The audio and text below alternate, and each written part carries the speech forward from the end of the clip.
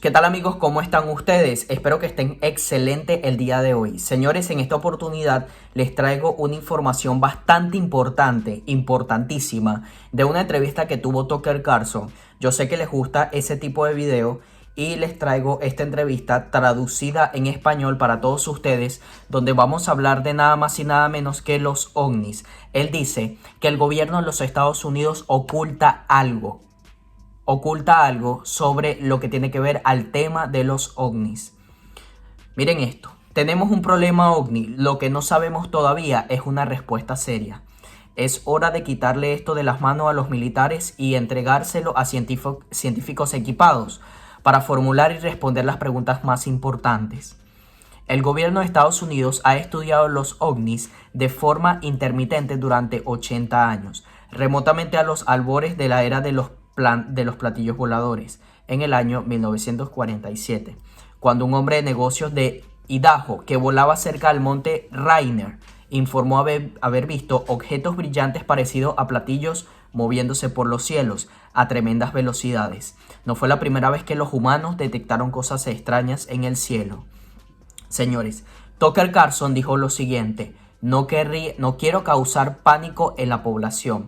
Tucker Carlson critica al gobierno de Estados Unidos por la falta de transparencia sobre los ovnis. El cofundador del Daily Caller, Tucker Carlson, criticó al gobierno de Estados Unidos el martes en su programa, cuestionando su transparencia a la divulgación de información sobre objetos voladores no identificados a la luz pública.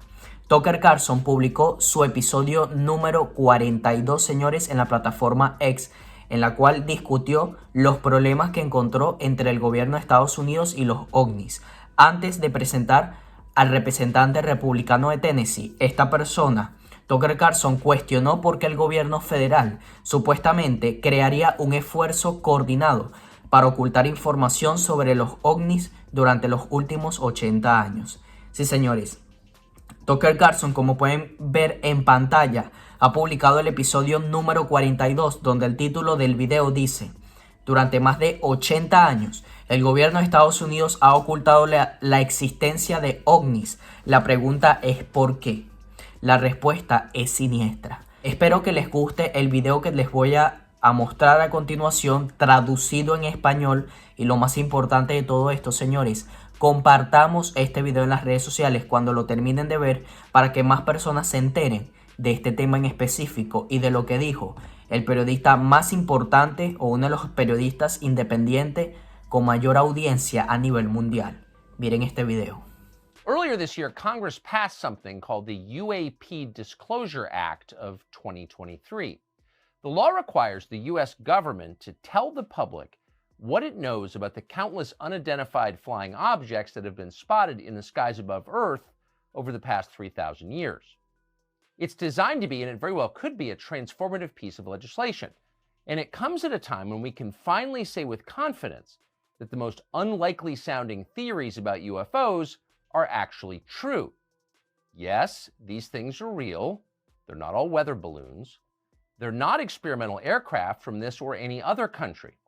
Whatever they are not of human origin, nor do they behave according to the laws of known physics. And yes, the US government currently has physical evidence that they exist. That means wreckage of the craft as well as the bodies of the beings that flew them.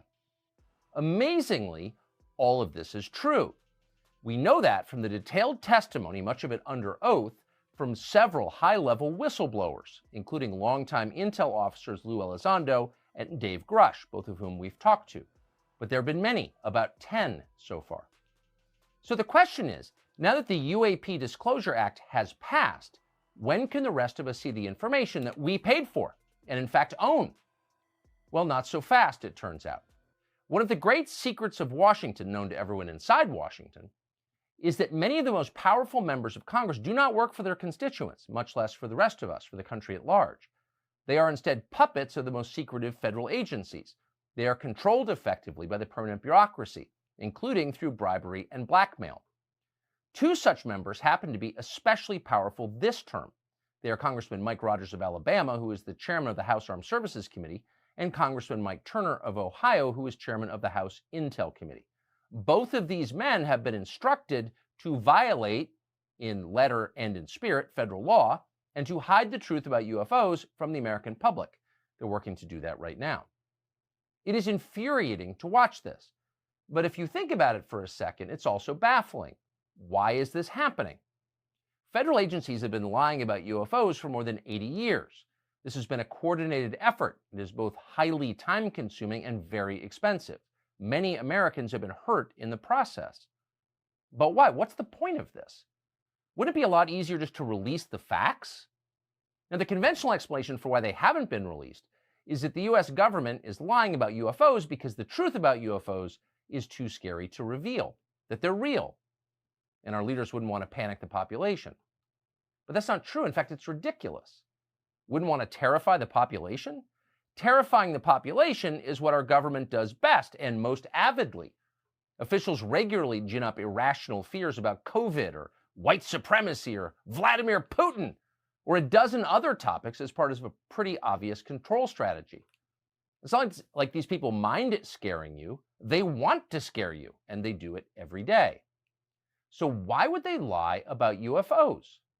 Well, because they're covering up a crime, obviously, and it's their crime. Someday we'll discover what that crime is. But in the meantime, here are a few questions that honest lawmakers ought to be asking. Have government agencies used tax dollars to procure advanced non-human technology? If they have, where exactly is that technology now? Has it been used for profit? How exactly has the American public benefited from that technology? And then this question, the most pressing of all. Has the US government communicated directly with the beings that piloted these craft? Have American officials ever entered into any sort of agreement with them? And if so, what are the terms of that agreement? These are not random questions. They are informed questions. And at this point, Americans have a moral right to know the answers. One member of Congress who might be willing to ask those questions is Congressman Tim Burchett. He's a Republican from Knoxville. Burchett is one of the very few lawmakers in Washington who seems genuinely outraged by the cover-up in progress. Here he is the other day responding to it. And I was told by leadership that it was blocked by the intelligence community, not the intelligence committee, but the intelligence community. And that is a very chilling effect. If someone can reach through the veil of government and pierce it to the point of we do not have access to something, you got to start asking yourself who the hell's in control. And I think it'd be wise for you all to start looking at some financial disclosures of some of those corporations, some of the people who do the stonewalling in this town. I want you to think about this.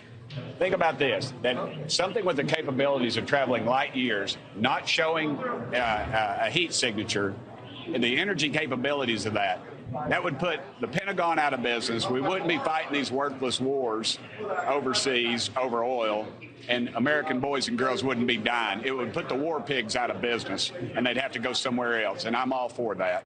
Congressman Tim Burchett of Tennessee joins us now. Congressman, thanks so much for coming on. So I think a lot of that clip speaks for itself, but you are saying effectively, as I hear you, if unelected bureaucrats and defense contractors can shut down a federal law, then it's not really a democracy, then is it? No, it's not, and you're correct. They have been able to do that through their power and influence. I'm really struck. There is some pushback against this. I think you've been the most visible and by far the most articulate. But there are some people who are bothered by this, but I've heard almost no discussion about why it's happening in the first place. Why the effort, the enormous effort to suborn the members of Congress, the committee chairman I mentioned, and the new Speaker of the House, and the Senate minority leader rather. Why? Why go to the effort to hide information that most Americans think they already know and have accepted? I think it's power, influence, corruption, money, all the things, that run Washington. Our Pentagon just recently failed their 6th audit in a row. They publicly disclosed that over half their assets are unaccounted for. Now, those assets are, their automobiles, their firearms, their, personnel, everything. 50%. Could you imagine anything else? And yet we've rewarded them with billions more this year for their incredible effort, and they're bragging about how well they're doing now. And so you figure, a compartmentalized department like the Pentagon, who has these untold billion-dollar contracts with our defense contractors who want us in every dadgum war, who want us in Ukraine, who want us in everything, everywhere in the world, and because they'll be selling more missile defense systems and things like that. You imagine that there's probably, I would say, a half a dozen of those top-level contractors and these corporations, multinational, and then we fund them, and we don't know where the money's going, and yet there's cost overruns, and we keep rewarding them with more. So obviously, if they were in possession of some of this material or a craft or what have you, the reverse engineering possibilities would be unlimited, and they don't want to.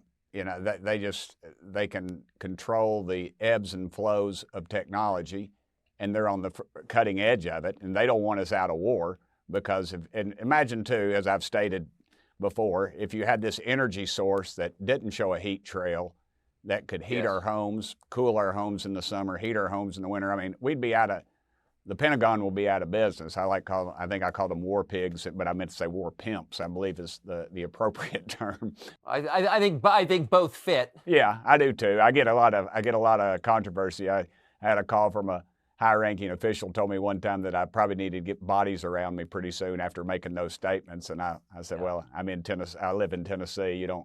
Anybody's out of place there, they'll know it pretty quick. But in all truthfulness, these groups, you know, and they own these politicians, you know, whether through the honeypot or just hiring family members or what have you. And I don't have any firsthand knowledge of that going on with any of those. But that seems to be what's done in the past, and it's all done legally. Most of it is now, and so you've got these situations, and they don't want to change it, and they've got somebody's ear. I had an old-time lobbyist. They called him the Golden Goose. When I was in the state legislature, he was the liquor lobbyist, and he'd smoke that big cigar, and he'd say, Burchett, he said, I don't need the governor, I don't need the House, the Senate, I just need one committee chairman. And, you know, and that's the way it works. And unfortunately, we allow it to work when less than 20% of the population goes to the polls. The stakes in this particular story seem pretty high, since the government has evidence that we're not alone in the universe, that there is some form of intelligent life or something that is creating these crafts. They're buzzing the Earth. We don't know if they're from outer space, or they're spiritual beings. I mean, we just don't know the answer. But the government does know, but they're lying about it because why? And so does it occur that maybe the billions of unaccounted Pentagon funds that you mentioned that turn up in every accounting process, that maybe that they're not lost through incompetence, maybe those are attached to programs that we're not allowed to know about? I completely think it's intentional, Tucker. You're exactly right, as usual. You know, they've been lying about it since 1947. And then all of a sudden, we're going to pass legislation, and they're going to say, oh, well, we're going to come out and tell you the truth. I mean, this, you know, Schumer's thing, everybody's on me because I'm not really sure about the Schumer amendment, because it basically is modeled after the Kennedy assassination files, and here we are 60 years later, and we haven't done that. I guess it's a good step forward, but the reality is we're going to tell them to tell us the truth after they've been lying to us, and they've been funding these programs. Lou Elizondo, for instance, the program that he was involved with for the longest period of time, they said it didn't exist, yet he shows up and he's got a department that works for him. And so, you know, this thing has just been going on, like I said, at least since 1947. And we know it's been going on maybe before then at some point. It's a worldwide phenomena. We have some of the best pilots, not in East Tennessee, the best pilots in the world, that are telling me their crafts have been buzzed by this. You know, and I've had members of Congress say, Burchett, you know, we need to be on something important. Well, let me ask you, what's more important than something in our airspace buzzing $50, $60 million aircraft, putting American pilots at risk, and that we don't know who it is or what it is? And then we have a government that claims they don't exist, and now all of a sudden, people like yourself have brought this issue to the forefront. Over half the American public believes that they're out there, and now the Pentagon smells dollars, is what I think it is. That's why they're putting all this out. And each department, NASA and everybody else, has their little pamphlets out now of you know, NASA's, I think it said something about we want to do robust research. Well, you know what robust research means.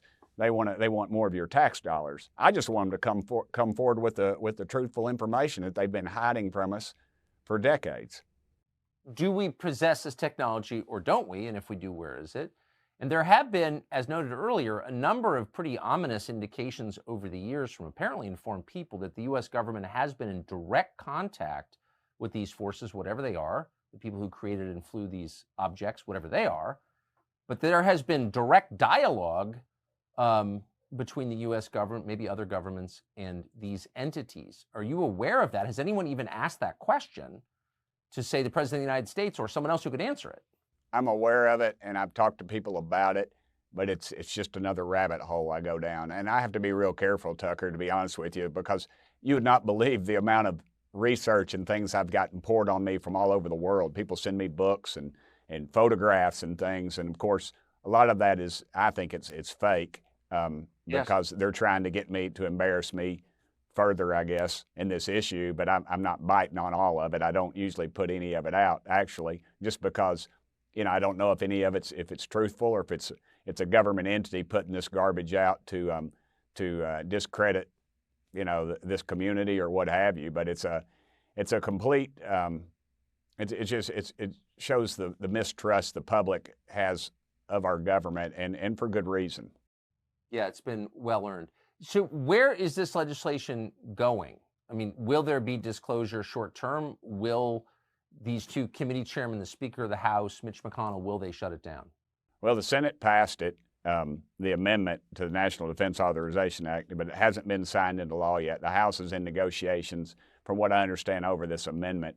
I'll be talking to the Speaker today or tomorrow about this amendment and just telling him how important it is to this community and transparency. That's really all I want, is transparency.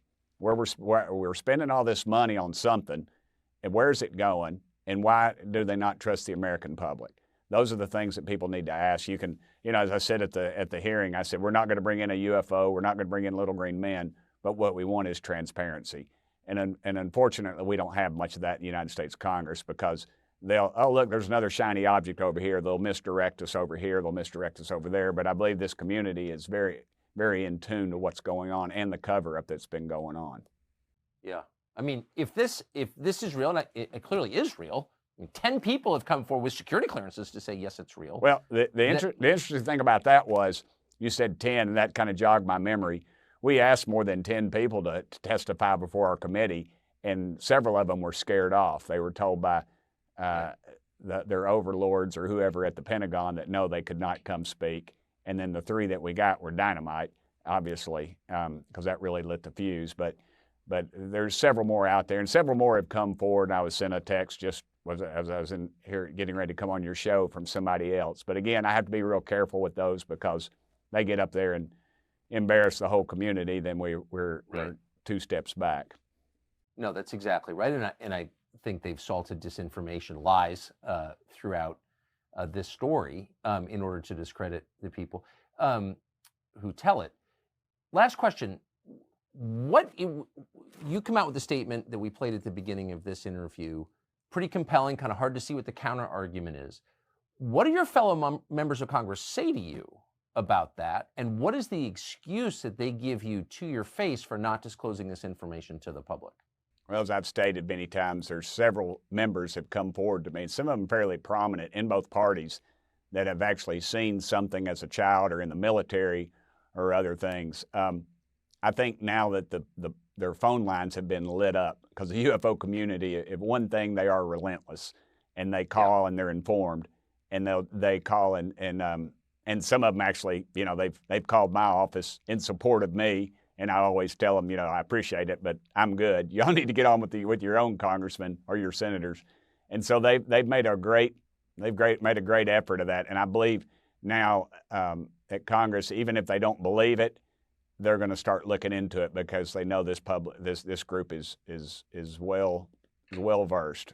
And I'm glad of it, because, you know, the thing that happened to me was they started this stuff, and sure enough, I get home and somebody's running a poll against me to figure out my weaknesses, and who do you think's doing that? So, you know, and I fully expect this to be an issue on the ballot next time. I mean, me being on the ballot as well, that would be, you know, they're going to be running that against me. But I don't think they're going to get anywhere with it, because I think they're you know, they're still driving around in their 72 Vegas and their blue leisure suits with their zip-up dingo boots listening to an 8-track tape player. I think they're a little bit behind the times right now.